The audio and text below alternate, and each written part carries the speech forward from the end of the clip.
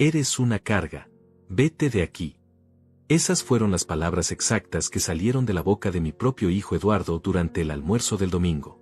40 años. 40 años de mi vida trabajando como un burro para darle todo lo que necesitaba, y así me lo agradece. Me quedé ahí sentado, con el tenedor a medio camino hacia la boca, mirando a este hombre de 45 años que una vez fue mi pequeño niño. Teresa, su esposa, ni siquiera levantó la vista del plato. Como si fuera normal. Como si fuera natural que un hijo le hable así a su padre. Si ustedes alguna vez han sentido el puñal de la traición clavado por alguien a quien amaron más que a su propia vida, van a entender exactamente lo que sentí en ese momento.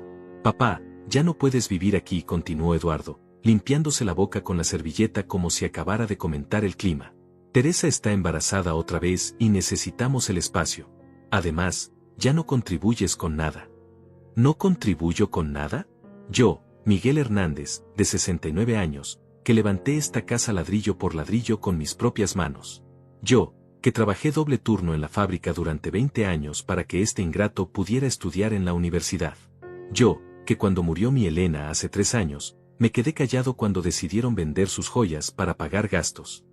Eduardo, murmuré, tratando de mantener la compostura, esta es mi casa también. Tu madre y yo la construimos juntos. Era tu casa, me interrumpió Teresa por primera vez, con esa sonrisa fría que siempre me ponía los pelos de punta. Pero las cosas cambian, Miguel. Ya no eres el mismo hombre que eras antes. No el mismo hombre. Como si el dolor de perder a mi esposa me hubiera convertido en algo menos que humano. Como si los 40 años que dediqué a esta familia no valieran nada porque ahora camino más lento y a veces olvido dónde puse las llaves. Mira, papá. Eduardo se inclinó hacia adelante, hablando como si le estuviera explicando algo a un niño pequeño. Ya hablamos con el hogar de ancianos San José. Tienen una habitación disponible. Es un lugar muy bonito, vas a estar bien cuidado. El hogar de ancianos. Me querían meter en un hogar de ancianos como si fuera un mueble viejo que ya no sirve. Mi corazón empezó a latir tan fuerte que pensé que se me iba a salir del pecho. No voy a ningún hogar, dije, y mi voz sonó más firme de lo que esperaba. Esta casa la pagué yo, la construí yo, y aquí está enterrado el corazón de tu madre en cada rincón. Eduardo suspiró como si estuviera hablando con un niño terco. Papá, no seas dramático. La casa está a mi nombre desde hace 2 años. Ya se te olvidó que tú mismo firmaste los papeles. Y ahí fue cuando el mundo se me vino abajo. Porque sí, yo había firmado esos papeles. Eduardo me había dicho que era solo por temas de impuestos y que así sería más fácil cuando algo me pasara. Nunca pensé, nunca imaginé que los usaría para echarme de mi propia casa. Tienes hasta mañana para empacar tus cosas, dijo Teresa, levantándose de la mesa. El camión del hogar viene a las 2 de la tarde. Me quedé ahí sentado, viendo cómo la mujer de mi hijo recogía los platos como si acabara de decidir qué ver en la televisión. Eduardo ya se había ido a la sala, y podía escuchar el ruido del partido de fútbol. 40 años. 40 años de levantarme a las 5 de la mañana para ir a trabajar.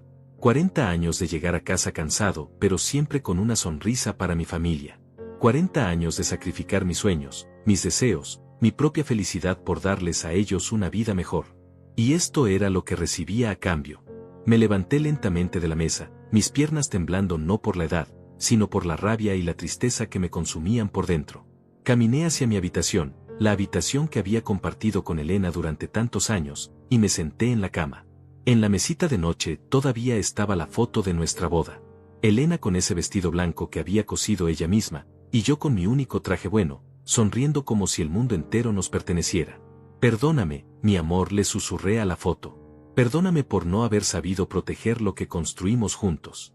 Pero en ese momento, mientras empacaba mis pocas pertenencias en una maleta vieja, algo dentro de mí se endureció. No iba a ir a ningún hogar de ancianos. No iba a dejar que me trataran como basura. Tomé el teléfono y marqué el número de mi hermano Rafael.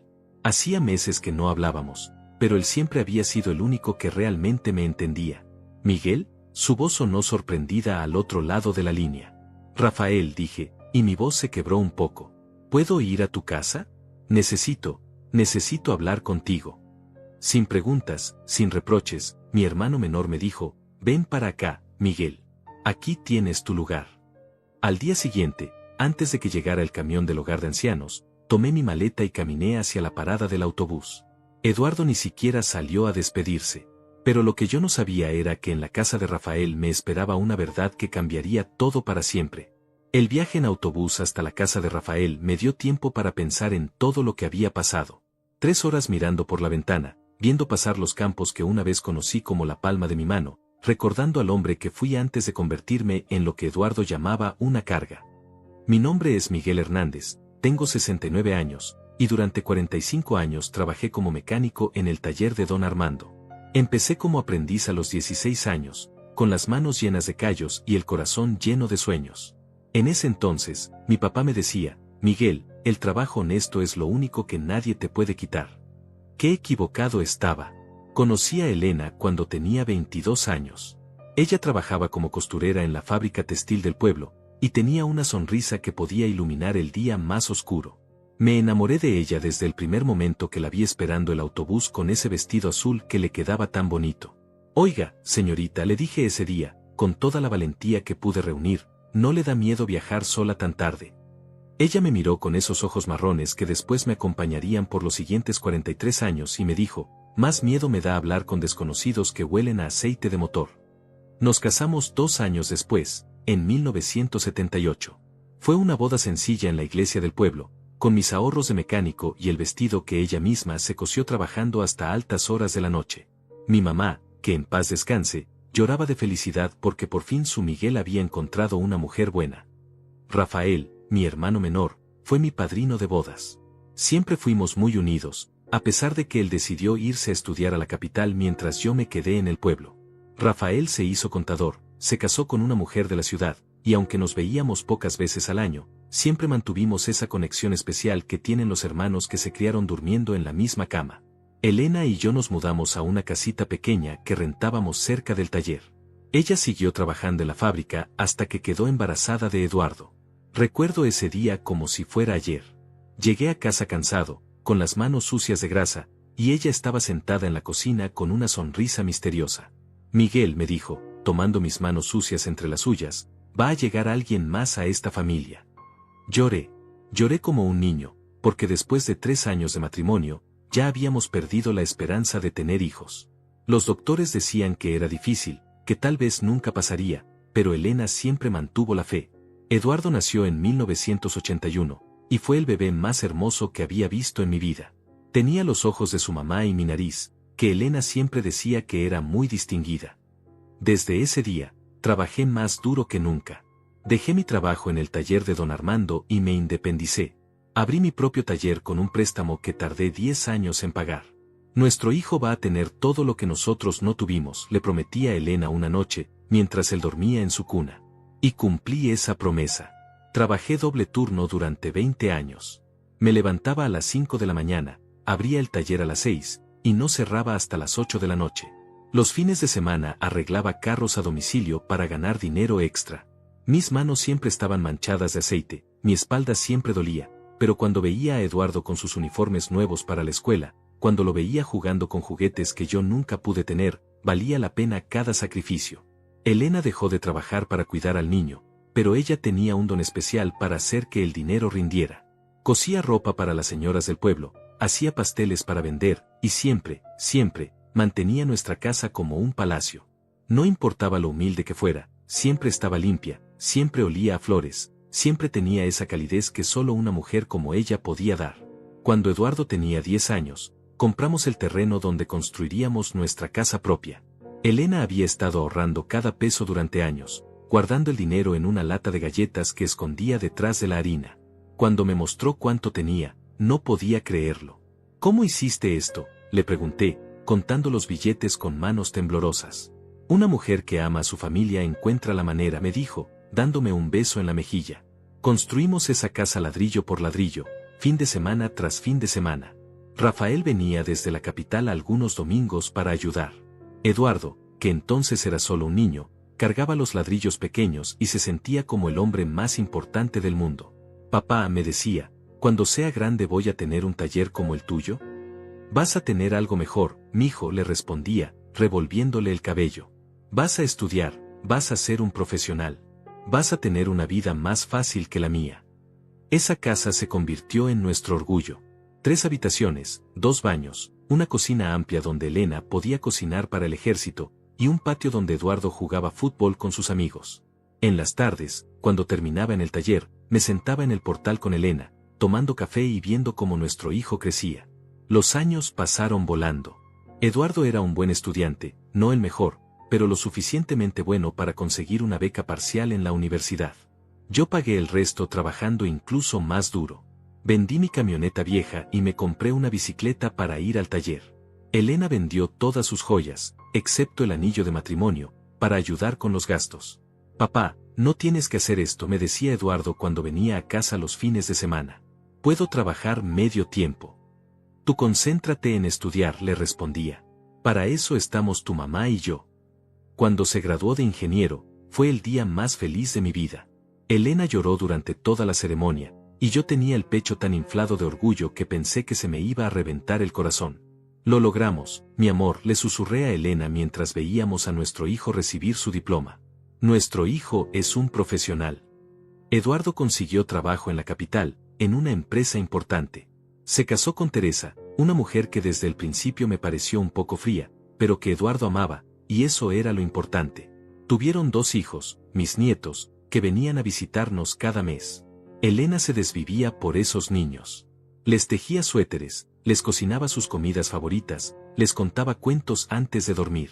Yo les enseñaba a arreglar cosas pequeñas en el taller, y ellos me decían abuelo Miguel con tanta dulzura que se me partía el corazón de amor. Pero las cosas empezaron a cambiar cuando Elena se enfermó. Primero fueron dolores de cabeza que no se quitaban, luego la pérdida de memoria, después la confusión. Los doctores dijeron que era Alzheimer, y que no había mucho que hacer. No te preocupes, mi amor, le decía todas las noches, mientras la ayudaba a tomar sus medicinas. Vamos a luchar contra esto juntos. Durante 3 años, la cuidé como ella me había cuidado a mí toda la vida. Cerré el taller más temprano para estar con ella. Contraté a una señora para que la acompañara cuando yo no podía.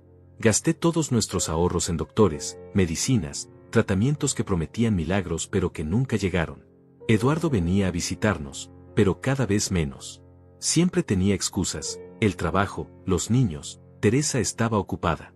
Cuando Elena murió hace 3 años, lloré como nunca había llorado en mi vida.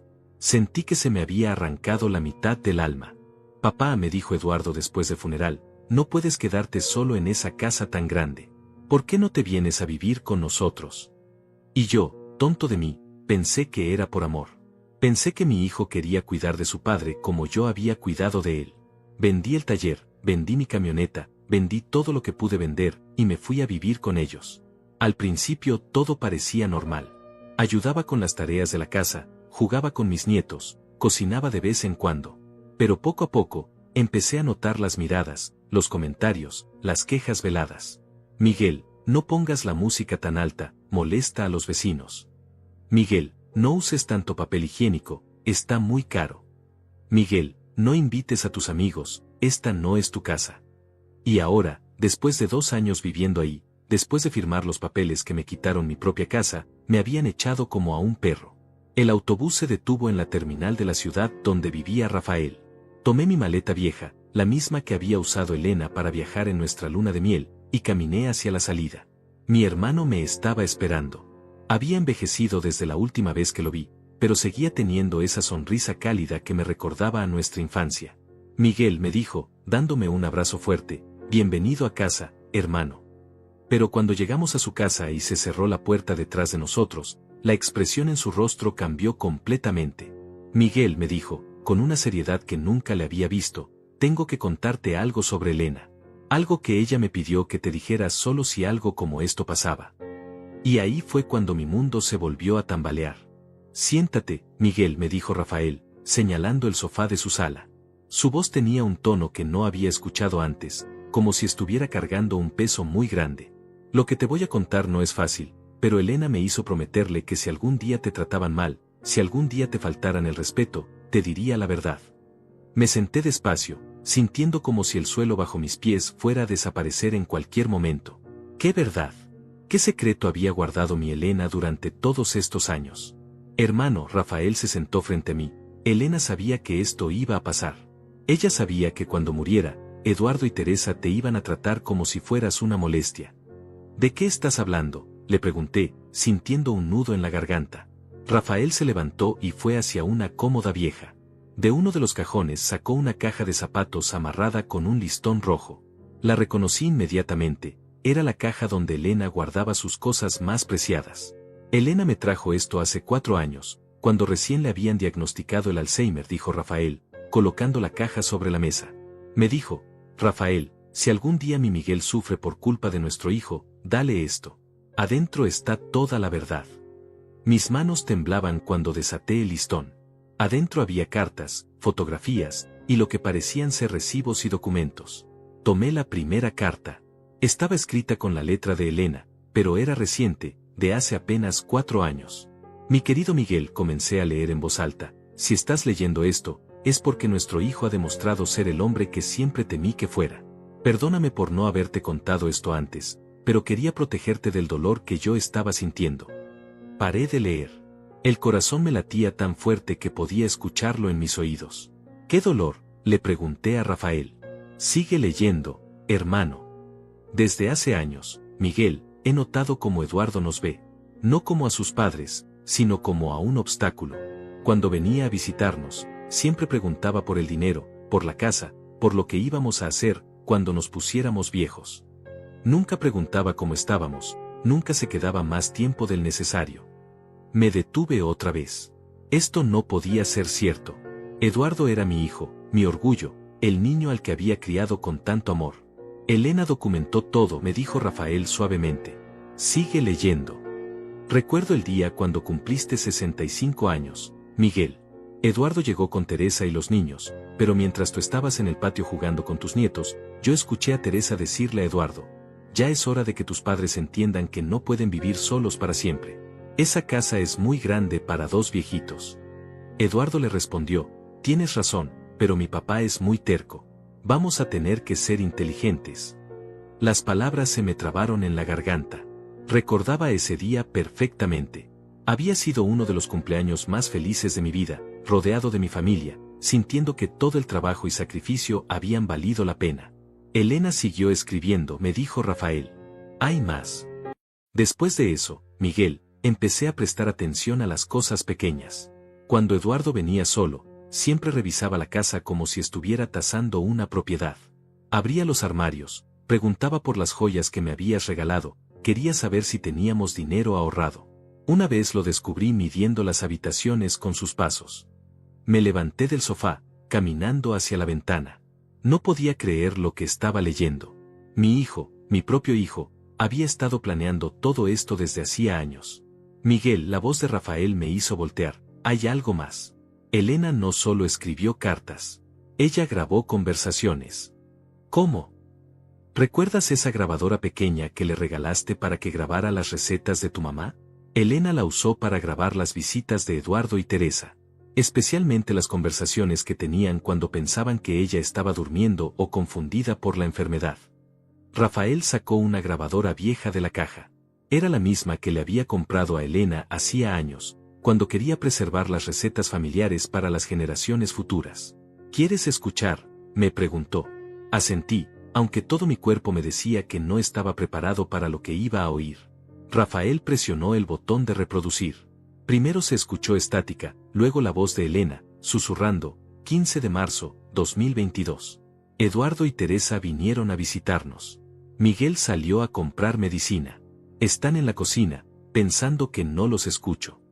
Luego se escuchó la voz de Eduardo, clara como el cristal, mamá está cada vez peor. Ya no sabe ni qué día es. Papá va a necesitar ayuda pronto. Es el momento perfecto, respondió Teresa. Podemos convencer a tu papá de que firme los papeles. Le decimos que es para proteger la casa de los impuestos cuando algo les pase. ¿Y si se niega?, preguntó Eduardo. No se va a negar. Tu papá haría cualquier cosa por ti. Siempre ha sido así. Se escuchó una pausa, luego Eduardo otra vez. Cuando mamá muera, papá va a estar tan destrozado que no va a poder pensar con claridad. Ahí lo convencemos de que se vaya a vivir con nosotros. ¿Y después?, preguntó Teresa. Después, cuando ya no aguantemos más, lo metemos en un hogar de ancianos. Con la casa a mi nombre y él fuera del camino, podemos venderla y usar el dinero para el enganche de una casa más grande. Paré la grabadora. Mis piernas no me sostenían. Me dejé caer en el sofá, sintiendo como si me hubieran dado un puñetazo en el estómago. Hay más grabaciones, me dijo Rafael. Elena grabó durante 2 años. Cada visita, cada conversación. Documentó todo. ¿Por qué no me dijo nada?, pregunté, con la voz quebrada. Porque te amaba, Miguel. Porque sabía que si te contaba, te iba a destrozar. Ella esperaba que Eduardo cambiara, que el amor por su padre fuera más fuerte que la codicia. Pero también sabía que había una posibilidad de que no fuera así. Rafael me mostró más papeles de la caja. Había copias de los documentos que yo había firmado, fotografías de la casa, recibos de todo lo que yo había invertido en la propiedad durante los años. Elena fue muy inteligente, me dijo Rafael.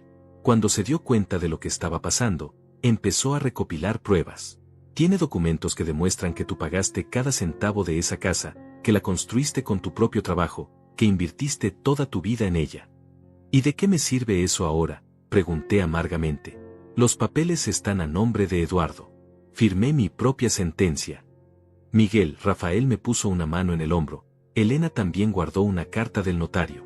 ¿Recuerdas cuando firmaste esos papeles? Sí, Eduardo me dijo que eran para temas de impuestos. Pero tú nunca leíste lo que firmaste, ¿verdad? Negué con la cabeza, avergonzado. Había confiado ciegamente en mi hijo. El notario le explicó a Elena que esa transferencia no era válida si se hacía bajo engaño. Si se puede probar que Eduardo te mintió sobre el propósito de los documentos, la transferencia se puede anular. Por primera vez en días, sentí una pequeña chispa de esperanza. Pero hay algo más, continuó Rafael. Elena no solo documentó las conversaciones de Eduardo y Teresa, también grabó la conversación que tuvieron contigo el día que firmaste los papeles. Rafael puso otra grabación. Esta vez escuchaba mi propia voz, preguntando, ¿estás seguro de que esto es solo para los impuestos, mijo? Y la voz de Eduardo respondiendo, sí, papá. Es solo un trámite. La casa sigue siendo tuya, solo que legalmente estará a mi nombre para protegerla. Nunca te echaría de tu propia casa, papá. Eres mi héroe. Mi héroe. Así me había llamado mientras me mentía en la cara. Elena sabía que este día iba a llegar, me dijo Rafael. Y se preparó para ayudarte cuando pasara. Pero también hay algo más que necesitas saber. ¿Qué más puede haber?, pregunté, sintiendo que ya no podía soportar más revelaciones. Elena dejó una cuenta de ahorros a tu nombre. Una cuenta que Eduardo nunca supo que existía. Ella vendió secretamente algunas joyas que había heredado de tu mamá, joyas que pensó que habías perdido hace años. Durante 3 años, guardó cada peso que pudo. Rafael me mostró una libreta de ahorros. Cuando vi la cantidad, mis ojos se llenaron de lágrimas. ¿Cómo? Tu esposa te amó hasta el último día de su vida, Miguel. Y sabía que ibas a necesitar esta ayuda para luchar por lo que es tuyo. Me quedé ahí sentado, rodeado de las pruebas del amor de Elena y la traición de mi hijo. 40 años de sacrificio, de trabajo honesto, de amor incondicional, y así me lo pagaba. Pero Elena, mi Elena, había encontrado la manera de protegerme incluso después de muerta. ¿Qué hago ahora, Rafael?, le pregunté a mi hermano. Ahora, Miguel, me dijo con una sonrisa que no había visto en años, ahora les enseñamos a Eduardo y Teresa lo que pasa cuando subestiman a un hombre que tiene la verdad de su lado. Esa noche, por primera vez en 3 años, dormí tranquilo. Sabía que la batalla apenas comenzaba, pero ya no estaba solo. Tenía a Elena cuidándome desde el cielo, a Rafael a mi lado, y la verdad en mis manos. Y la verdad, como siempre me había dicho mi papá, era lo único que nadie me podía quitar. Durante los siguientes 3 días en casa de Rafael, estudié cada documento, escuché cada grabación, y leí cada carta que Elena había dejado. Mi esposa había sido más inteligente de lo que jamás imaginé. No solo había documentado todo, sino que había anticipado cada movimiento de Eduardo y Teresa. En una de las cartas más largas, Elena escribía, Miguel, sé que cuando leas esto vas a sentir que el mundo se acabó. Pero quiero que sepas que durante todos estos años de matrimonio, lo que más admiré de ti fue tu dignidad. Nunca te doblegaste ante nadie, nunca aceptaste una injusticia, y no vas a empezar ahora. El 4.º día, Rafael me encontró en la cocina temprano en la mañana, tomando café y mirando por la ventana. ¿Cómo dormiste?, me preguntó. Mejor que en meses, le respondí. Por primera vez en mucho tiempo, sé exactamente qué tengo que hacer. Rafael se sirvió café y se sentó frente a mí. ¿Y qué vas a hacer? Voy a regresar, le dije. Voy a enfrentar a Eduardo con la verdad. Miguel, ¿estás seguro? Tal vez deberías hablar primero con un abogado. No, hermano. Esto no se resuelve con abogados todavía. Esto se resuelve entre padre e hijo, con la verdad sobre la mesa. Esa misma mañana, tomé mi maleta y me subí al autobús de regreso. Durante todo el viaje, practiqué en mi mente lo que le iba a decir a Eduardo. Llevaba conmigo la caja de Elena, con todas las pruebas que necesitaba. Cuando llegué a la casa, mi casa, eran las 2 de la tarde. Exactamente la hora en que supuestamente llegaba el camión del hogar de ancianos. Vi a Eduardo en el patio, hablando por teléfono, probablemente preguntándose por qué no había aparecido en el hogar. Me bajé del taxi y caminé hacia la puerta principal. Eduardo me vio y cortó la llamada inmediatamente. Papá, me dijo, con una mezcla de sorpresa e irritación, ¿qué haces aquí? Se suponía que ya estabas en el hogar San José. Se suponían muchas cosas, Eduardo, le respondí, caminando directamente hacia la entrada. Pero ya es hora de que hablemos de la verdad. Teresa salió de la casa, con esa cara de fastidio que ya conocía tan bien. Miguel, ya te dijimos que no puedes estar aquí. Los niños necesitan estabilidad. Los niños, repetí, dejando mi maleta en el suelo. Sí, hablemos de los niños. Hablemos de lo que van a pensar cuando sepan cómo trataron a su abuelo. Eduardo se acercó más, tratando de usar su altura para intimidarme. Papá, no hagas una escena. Los vecinos pueden escuchar. Que escuchen, le dije, sacando la grabadora de Elena de mi bolsillo. Que escuchen todo. La cara de Eduardo cambió inmediatamente cuando vio la grabadora. Se puso pálido como si hubiera visto un fantasma. ¿Qué es eso?, preguntó Teresa, pero su voz ya no sonaba tan segura. Esto, dije, levantando la grabadora, es la voz de tu suegra. La mujer que ustedes pensaron que estaba demasiado enferma para entender lo que pasaba a su alrededor. Presioné el botón de reproducir. La voz de Eduardo llenó el patio. Cuando mamá muera, papá va a estar tan destrozado que no va a poder pensar con claridad. Ahí lo convencemos de que se vaya a vivir con nosotros. Eduardo intentó quitarme la grabadora, pero me alejé. ¿Y después? Se escuchó la voz de Teresa en la grabación. Después, cuando ya no aguantemos más, lo metemos en un hogar de ancianos.